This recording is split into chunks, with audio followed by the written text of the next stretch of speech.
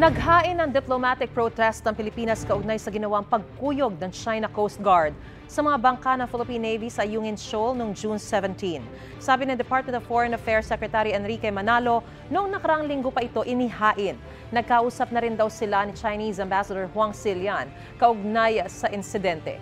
Hindi idinetalye ni Manalo ang kanilang napag-usapan. Samantala, ikinwento ni Seaman First Class Underwater Operator Jeffrey Facundo sa harap ng Senado ang naranasan niya nang banggain sila ng China Coast Guard. Yung rib ng kalaban, ma'am, dito sa kaliwa. Oo. Umangat po, ma'am. Pumatong sa rib natin. Tapos yung kill niya, yung ilalim po na matulis na yung rib na to. Yung saan ako bumagsak, doon rin siya bumagsak po, ma'am. Yung patulis, yun talagang tumama sa Yes, ma'am. Sabi ni Facundo, hindi matatawag na aksidente ang nangyari dahil intentional anya ang ginawa ng China.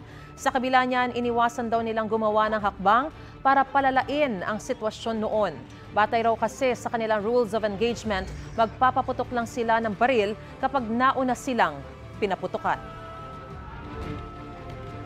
Mga kapuso, para una ka sa mga balita, mag-subscribe sa GMA Integrated News sa YouTube. Sa mga kapuso abroad, subaybayan niyo po kami sa GMA Pinoy TV at sa www.gmanews.tv.